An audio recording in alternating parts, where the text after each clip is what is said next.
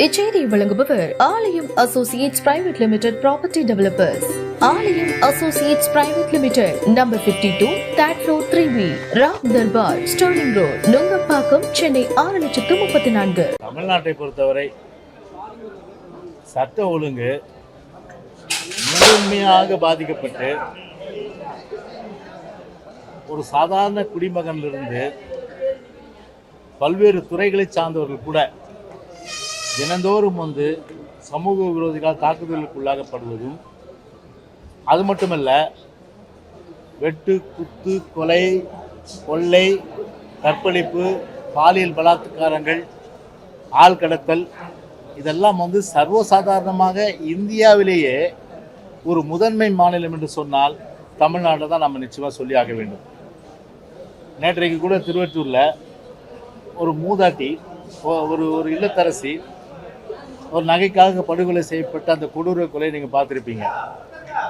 அதே போல் ஊடகங்கள், ஊடகங்களை பார்த்தாலும் சரி, பத்திரிகை திருப்பினாலும் சரி, கொலை, நான் சொன்ன இந்த சம்பவங்கள் எல்லாம் தினந்தோறும் எப்படி ஒரு தங்கத்தினுடைய விலை இந்த மார்க்கெட்டில் இந்த ரேட்டு மாதிரி டெய்லியும் பார்த்தினா இதை போகிற ஒரு மக்களுக்கு பாதுகாப்பு இல்லாத சட்ட ஒழுங்கு சீர்கெட்டுக்கிற நிலைமை தினந்தோறும் பத்திரிகை ஊடகங்கள் வாயிலாக அறிய முடிகின்றது.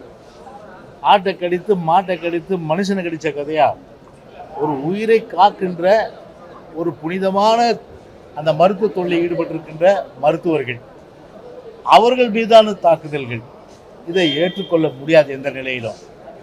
ஏனென்று சொன்னால் ஒரு உயிரை காக்கின்ற மருத்துவருக்கு, அவருடைய உயிருக்கே ஒரு பாதுகாப்பு இல்லாத ஒரு சூழ்நிலை என்று சொன்னால் இதை எங்கே போய் சொல்வது?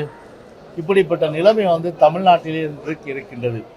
அது குறிப்பாக இந்த கிண்டி அரசு மருத்துவமனையில் மெடிக்கல் ஆன்காலஜிஸ்டாக பணியாற்றுகின்ற திரு பாலாஜி அவர்கள் இன்றைக்கு ஒரு கத்தி குத்துக்கு ஆளாகி இன்றைக்கு அவர் மருத்துவமனையில், இதே மருத்துவமனையில் அனுமதிக்கப்பட்டிருக்கின்ற நிலைமையை பார்க்கும்போது நிச்சயமாக மனம் எந்த அளவுக்கு வேதனைப்படுகிறது என்பது தமிழ்நாட்டு மக்களும் சரி, எங்களுடைய ஒரு உணர்வும் சரி, அதே போன்று கழக பொதுச்செயலாளர்கள் உடனடியாக அதை பார்த்துவிட்டு நீங்களெல்லாம் போய் சென்று அவருக்கு ஆறுதல் கூறி எப்போதும் மருத்துவர்களோடு நாங்கள் இருக்கிறோம் என்று அந்த தைரியத்தை சொல்லி வர சொன்னார்கள்.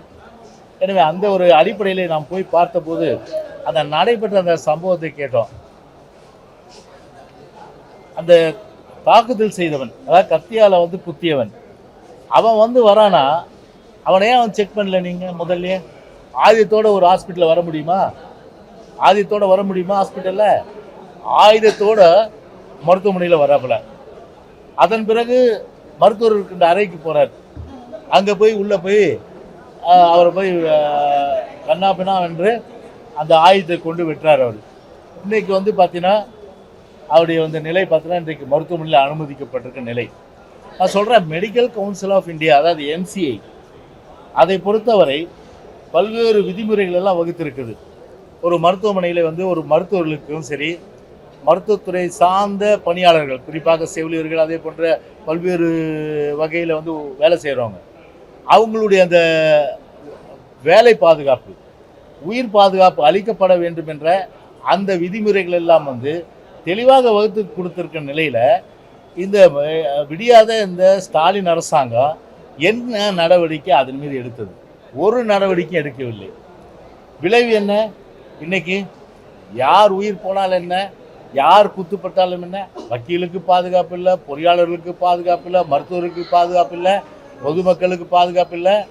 இன்னைக்கு எல்லோருக்குமே பாதுகாப்பு இல்லாத ஒரு தமிழ்நாட்டிலையும் சரி, ஒரு உலகம் முழுவதும் வாழ்கின்ற எந்த குடிமகனாக இருந்தாலும் சரி, இந்திய குடிமகனாக இருந்தாலும் சரி, தமிழ்நாட்டில் இருக்கிற குடிமகன் என்ன எதிர்பார்ப்பான்?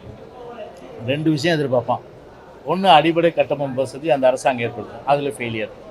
இன்னொன்று, ஒரு சட்டம் ஒழுங்கு, நிம்மதியாக வீட்டுக்கு திரும்பி வர முன் அந்த அளவுக்கு ஒரு சட்ட ஒழுங்கை பராமரித்து மக்களுடைய உயிருக்கு உடைமைக்கு ஒரு பாதுகாப்பை உத்தரவாதத்தை அளிப்பது தான் ஒரு அரசாங்கத்துடைய பிரதான கடமையாக இருக்கணும். ஆனால் அதில் டோட்டல் ஃபெயிலியர் இந்த கவர்மெண்ட். யாருக்கும் பாதுகாப்பு இல்லை. விளைவு பாருங்கள், இன்றைக்கி உயிரை காக்கின்ற மருத்துவரை இன்றைக்கி தாக்குதலுக்குள்ளாகி, இன்றைக்கி கத்தி குத்துக்கு ஆளாகி இன்றைக்கு இன்றைக்கி மருத்துவமனையில் இன்றைக்கு அனுமதிக்கப்பட்டிருக்காங்க. கருணாநிதி பேரை வச்சா போதுமா? இந்த நூற்றாண்டு விழா கருணாநிதி பேரில் வச்சுருக்கீங்க. நீங்கள் பேரை வைக்கிறது மட்டும்தான் ஸ்டாலினுடைய வேலை. எங்கே போனாலும் ஒரு கருணாநிதி பேரை வைக்கிறது, ஒரு சிலையை வைக்கிறது, ஒரு மாலையை போடுறது. ஆனால் விதிகள் படி முழுமையான அளவுக்கு சட்டத்தின்படி பாதுகாப்பு வழங்கப்படுதா என்றால் இந்த ஸ்டாலின் அரசாங்கம் வழங்கவில்லை. எனவே அதனுடைய உச்சக்கட்டமாக இன்றைக்கு மருத்துவர் மீதான தாக்குதலை நிச்சயமாக அனைத்து இந்திய அண்ணா திராவிட முன்னேற்ற கழகம் ஏற்றுக்கொள்ளாது. எதிர்காலத்தில் இது போன்ற தாக்குதல்கள் மருத்துவர் மீது வராத வண்ணம் முழுமையான அளவிற்கு பாதுகாப்பு கொடுக்க வேண்டியது அரசாங்கத்துடைய கடமை.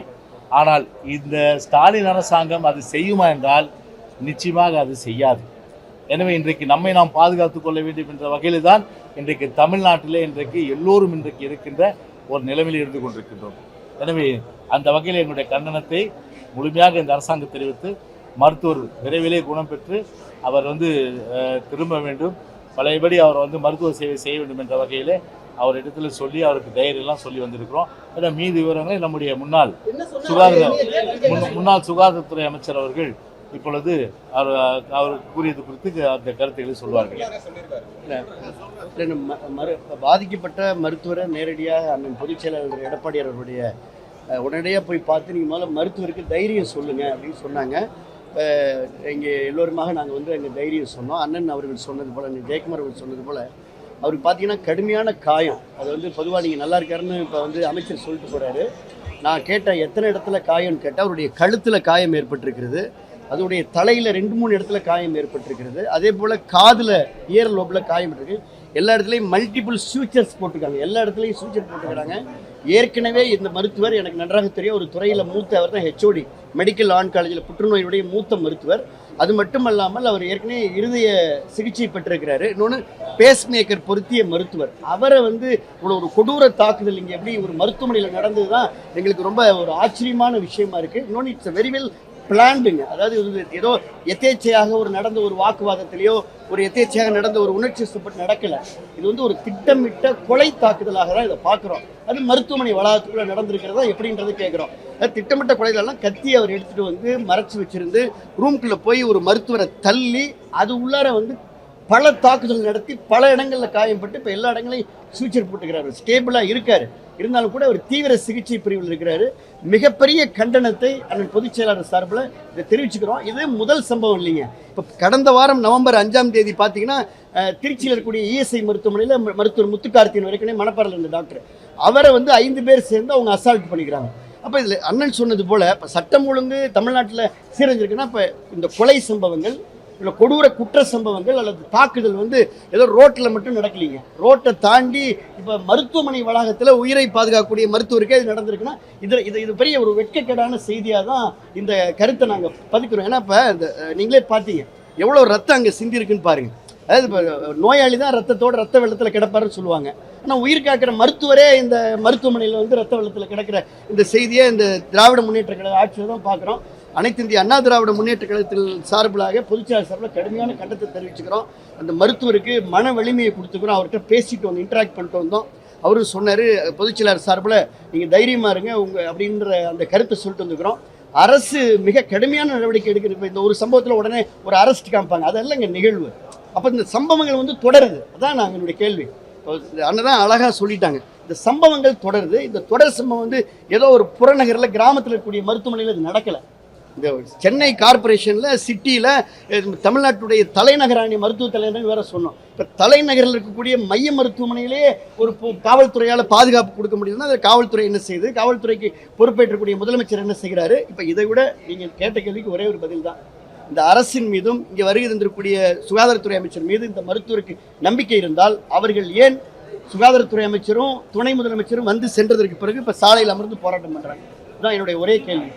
அப்போ இந்த சாலையில் அமர்ந்து இருக்கக்கூடிய போராட்டம் செய்யக்கூடிய மருத்துவர்கள் செவிலியர்களுக்கு இந்த அரசின் மீதும் நம்பிக்கை இல்லை, இந்த நிர்வாகத்தின் மீதும் நம்பிக்கை இல்லை, துணை முதலமைச்சர் மருத்துவத்துறை அமைச்சர் மீது நம்பிக்கை இல்லாத தரையில் உட்காந்துருக்காங்க. இதை விட நான் என்ன சொல்ல முடியும்?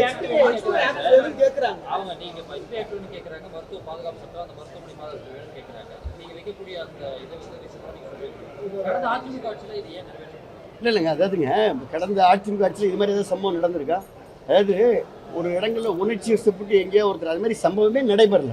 நான் தான் சொல்கிறேன். இப்போ இந்த ஆட்சியில் தான், திமுக ஆட்சியில் தான் நடு ரோட்லையும் இது மாதிரி வெறி தாக்குதல், கொலை வெறி தாக்குதல் நடக்குது, வீட்டுக்குள்ளாரையும் நடக்குது, மாணவர்கள் மேலே நடக்குது, பெண்கள் மேலே நடக்குது, காவல்துறை மேலே நடக்குது, இப்போ உயிர் காக்கக்கூடிய மருத்துவர்கள் மீதே நடக்குது. இப்போ இன்னைக்கு நடந்திருக்கு, போன வாரம் நடந்திருக்கு.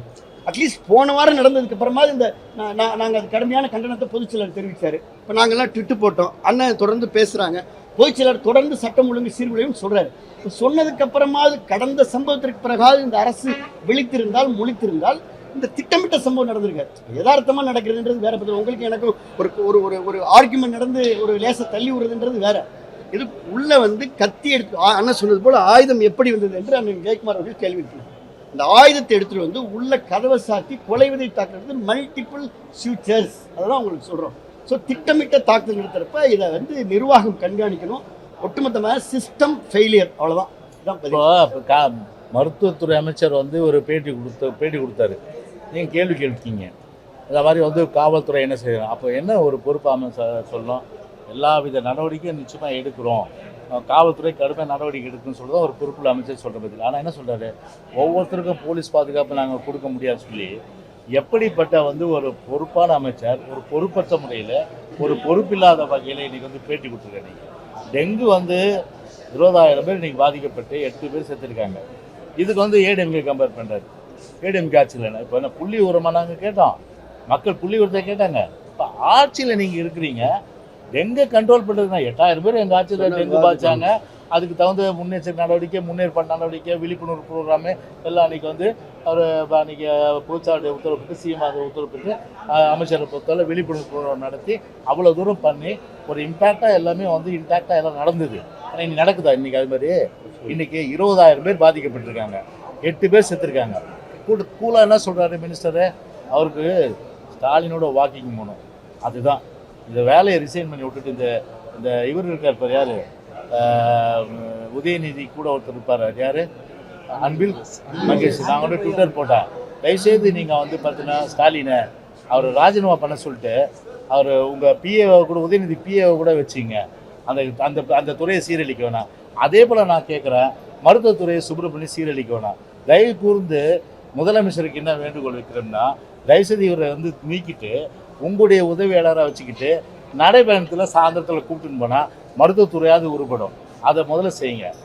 ஏன்னா மருத்துவத்துறையில் வந்து ஒரு உயிர் காக்கும் துறை, மருந்து இல்லை, டாக்டர் இல்லை. இன்றைக்கி ஒவ்வொரு ஹாஸ்பிட்டல்லையும் பார்த்தீங்கன்னா 100% அளவுக்கு எங்களுடைய மருத்துவமனை வந்து டாக்டருங்க, நர்சஸ் எல்லாம் பணியாளர் இருந்தாங்கன்னா இன்றைக்கி கிட்டத்தட்ட 40% இருக்காங்க, 60% பேர் இல்லை.